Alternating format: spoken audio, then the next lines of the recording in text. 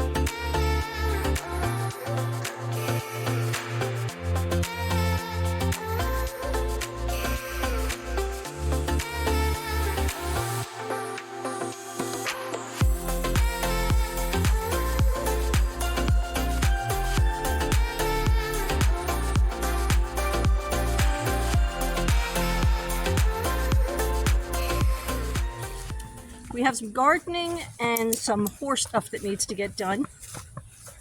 It is currently 81 degrees, breezy, so there's a nice breeze going on.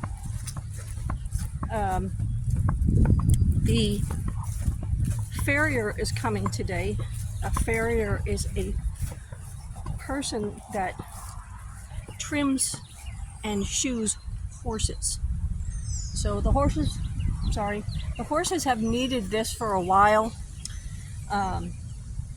and I had to find a way to enclose them into this front paddock where we had them over the winter. So I'm going to put a clip right here that shows you what Greg and I did to solve the problem, because they do have, I want to say, 1.5 acres at the moment, and now I've got them down to maybe 1/4 acre, which will be easier for me to capture Duke before the farrier gets here. They got very limited amount of feed. They got something, but they got very limited amount of feed, so they are hungry. The troughs are all full, so they have plenty of water. They are completely covered with food, and they'll get their normal ration tonight. They got a normal ration last night, and this morning they got very limited amount and some hay. So the second part of this is, now that Greg has got this garden tilled, I'm going to start putting it in rows. I want to also make a trellis with one of the blue pipes that I brought home a couple of years ago, and some high tensile wire, which is the wire that we're using for this fencing. So the trellis probably won't come on this video, but it'll be a future video. You'll see what I want to do with that. But I do want to at least try and bury the pole in the ground. There's going to be 2 of them. There's going to be one on this side, and there's going to be one on the other side back there. I can't see much, so I'm pointing in the wrong direction. I'm sorry. The sun is right there. So let me get my tools and let's get busy. Okay, so I don't know whether you can hear me or not, but we're going to go with this anyway. As you can see, this is a garden rake, landscaping rake, if you want to call it that. My husband uses it for the fire pit. We use it for lots of things. So basically what I'm going to do with this is over here at the edge, I'm going to make a circle, and I'm going to take everything and put it inside the circle, and I'm going to make a mound, and I'm going to make a circle inside of that so I know where to put the pole. I don't know whether it shows up on camera or not, but there's a blue pipe back there. It's a 2-inch diameter. I think it's 7 feet long, and it's a steel pipe. So that's what's going to go in the ground.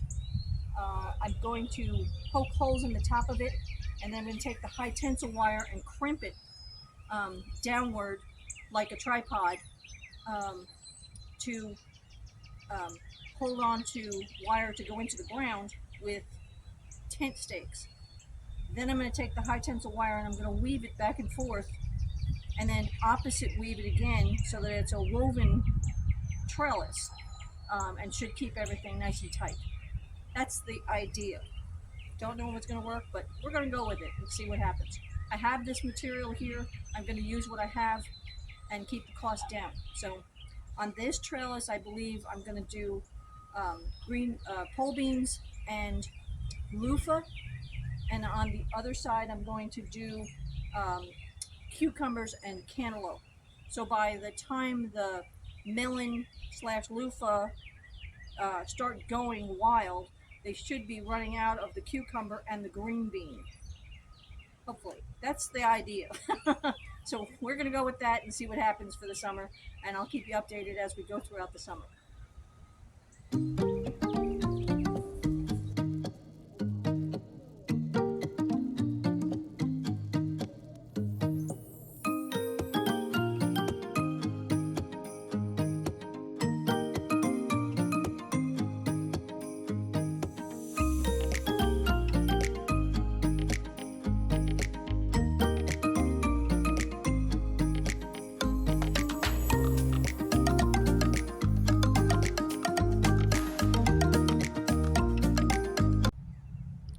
Okay, so I have a ring and a mound.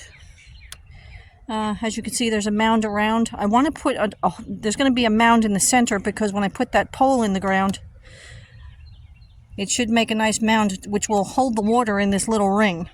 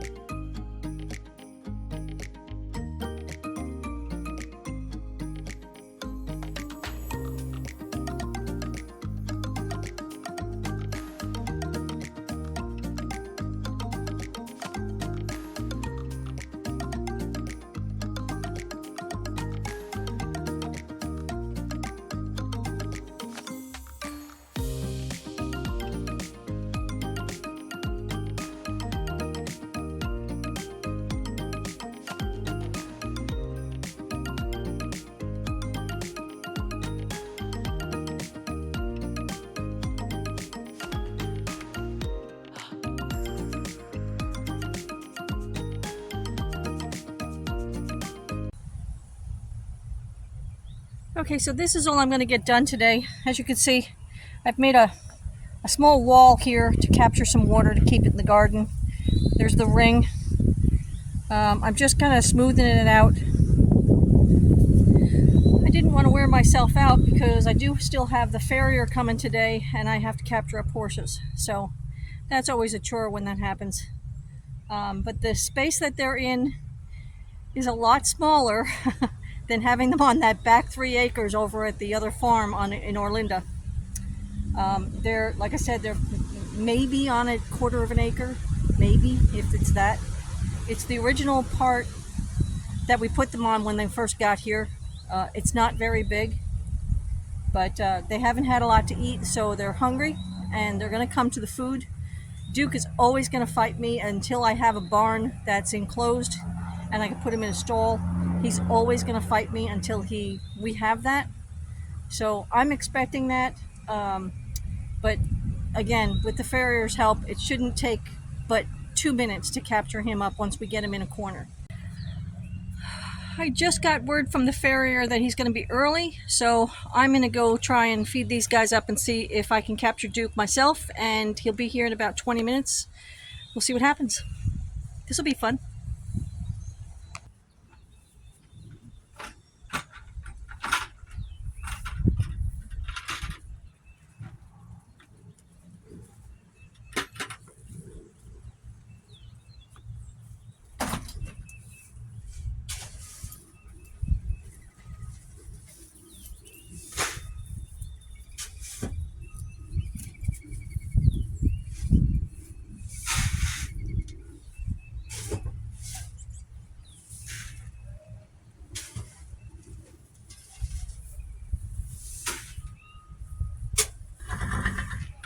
I know.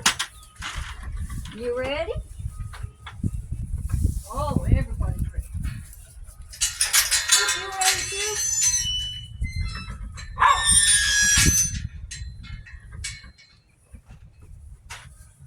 Come on, Helen. Come on, come on.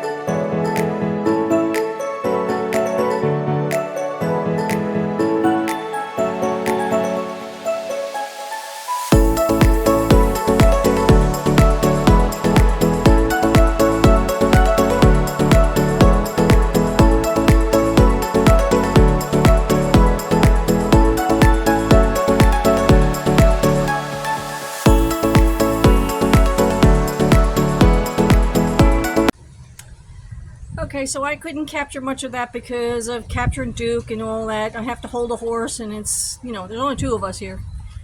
The farrier Jimmy left. I didn't get any of it on video.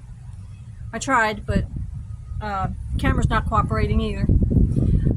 It's a bit windy again. The wind has picked up to a nice steady breeze. As you can see behind me, Mr. Duke has been captured and trimmed. He's doing fine. He's the only one that didn't get any food yet, so I'm letting him eat.